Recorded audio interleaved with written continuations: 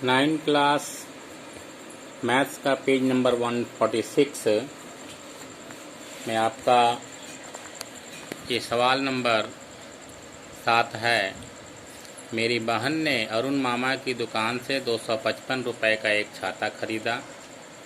अरुण मामा यदि छाता के निर्धारित मूल्य पर 15% की छूट दे तो उस छाता का निर्धारित मूल्य गणना करके लिखना है। तो हमें निर्धारित मूल्य निकालना है। अरुण मामा की दुकान से 255 रुपये में छाता खरीदा गया, यानी कि छाते का विक्रय मूल्य आपको 255 रुपये दिया हुआ है। तो ये देखिए, मैं सवाल बना रहा हूँ। छाता का विक्रय मूल्य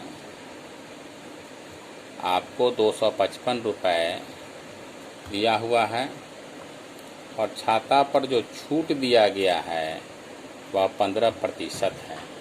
तो आपको निर्धारित मूल्य यानी छाता पर कितना मूल्य लिखा हुआ था वह निकालना है। तो हमें पहले निर्धारित मूल्य क्या होता है ये समझना होगा। तो किसी भी वस्तु पर जो मूल्य लिखा होता है उसे निर्धारित मूल्य कहते हैं और निर्धारित मूल्य पर कुछ प्रतिशत छूट दी जाती है। तो छूट निकालने के लिए हमें निर्धारित मूल्य को छूट बटा 100 से गुना करना पड़ेगा। तो छूट जब निकल जाएगा हमारा, तो विक्रय मूल्य निकालने के लिए निर्धारित मूल्य में से छूट घटा देंगे तो हमारा विक्रय मूल्य निकल जाएगा। और ये दोनों को मिला करके एक डायरेक्ट फार्मूला भी है। विक्रय मूल्य निकालने के लिए 100 में से छूट घटा करके बटा 100 और गुणे निर्धारित मूल्य करेंगे तो भी हमारा विक्रय मूल्य निकल जाएगा। अब निर्धारित मूल्य अगर हमें निकालना है तो 100 बटा 100 घटाओ छूट लिखना होगा और गुणे विक्रय मूल्य। इस सूत्र से हमें निर्धारित मूल्य निकल जाएगा और इस सूत्र से हमें विक्रय मूल्य निकल जाएगा।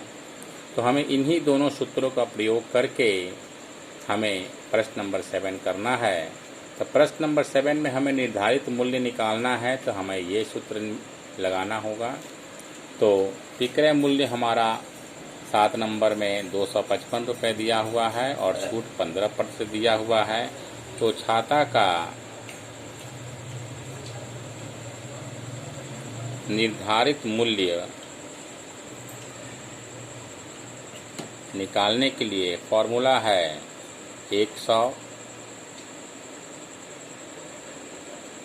बटा 100 घटाओ छूट गुने विक्रय मूल्य। तो 100 बटा 100 घटाओ 15 छूट है गुने विक्रय मूल्य है 255। ये हमारा हो गया 100 घटाओ 85 बटे 85 गुने 255। ये 5 से कटाएंगे, 5 एकम 5, 5 साते 35 और ये 5 पचे 25, 5 एकम 5 और 17 का पहाड़ा से 17 एकम 17, 17 तिया 51। इसे हम गुणा करेंगे 100 तिया 300 रुपये, यानी कि हमारा आ गया छाता का निर्धारित मूल्य बराबर 300 रुपये। ये हमारा आंसर है। इस तरह से निर्धारित मूल्य छूट वाले जितने प्रश्न हैं इसमें बनाने हैं। एक प्रश्न और मैं बना रहा हूँ जो आपका प्रश्न नंबर 9 है। प्रश्न नंबर 9 देखिए। नियामत चाचा ने 5 रुपये की दर से 150 अंडे खरीदे, किंतु दुकान में लाकर देखा कि 8 अंडे फूट गए हैं और 7 सड़ गए हैं। तो 6 रुपये की दर से अंडे को बेचकर नियामत चाचा को कितना प्रतिशत लाभ होगा या हानि होगा वह निकालना है। तो 5 रुपये की दर से 150 अंडे खरीदे गए, यानी कि एक अंडे का मूल्य 5 रुपये दिया हुआ है और 6 रुपये की दर से अंडे बेचे गए, मतलब एक अंडे को 6 रुपये में बेचे गए हैं, जिसमें से 8 और 7 अंडे आपके कम हो गए हैं, क्योंकि 8 अंडे फूट गए और 7 अंडे सड़ गए। इसलिए इस प्रश्न को बनाने के लिए हमें पहले अंडों का क्रय मूल्य निकालना होगा।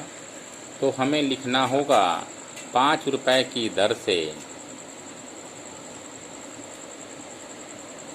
150 अंडे का क्रय मूल्य। क्रय मूल्य हो जाएगा हमारा 150 गुने 5 यानी कि 750 रुपये। 750 रुपये में अंडे खरीदे गए।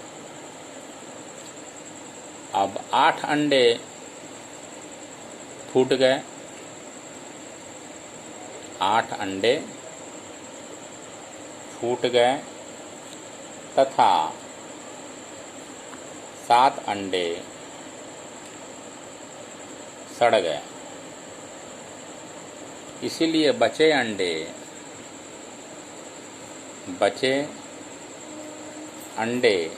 150 अंडे थे, उसमें से 8 फूट गए और 7 सड़ गए, तो हमारा 135 अंडे बच गए। इन 135 अंडों को 6 रुपये की दर से बेचा गया, इसलिए 6 रुपये की दर से 135 अंडे का विक्रय मूल्य हमें निकालना होगा। विक्रय मूल्य हो जाएगा 135 गुने 6, गुना करेंगे 6 5 30, 6 3 18, 3 21 और 6 कम 6 2 8, 810 रुपये। तो हम यहाँ देख रहे हैं 150 अंडे खरीदे गए थे 750 रुपये में और 135 अंडे बेचे गए 810 रुपये में। तो हमें क्रय मूल्य कम है और विक्रय मूल्य ज़्यादा है, तो हमें लाभ हुआ, इसलिए हमें लाभ निकालेंगे। लाभ हमारा 810 रुपये में से 750 रुपये घटा देंगे तो हमारा 60 रुपये लाभ हुआ। तो हम देख रहे हैं यहाँ लाभ हुआ, इसलिए हमें लाभ प्रतिशत निकालना होगा। इसलिए लाभ प्रतिशत निकालने के लिए लाभ बटे 100 क्रय मूल्य गुने 100, ये सूत्र मैंने पहले बताया है। तो लाभ हमारा 60 रुपये, क्रय मूल्य है 750 रुपये और गुने 100। तो यह हमारा 0 0 कट गया और 5 से 5 एकम 5, 5 पचे 25 और 5 दूनी 10 कट गया। 15 का पहाड़ा से 15 एकम 15, 15 चौके 60 कट गया। तो 4 दूनी 8% यानी कि हमें 8% लाभ हुआ। इसलिए लिख देना होगा हमें प्रतिशत लाभ बराबर 8%। इस प्रकार से हमें सभी सवाल इसमें के इस पाठ लाभ हानि पाठ के बनाने हैं।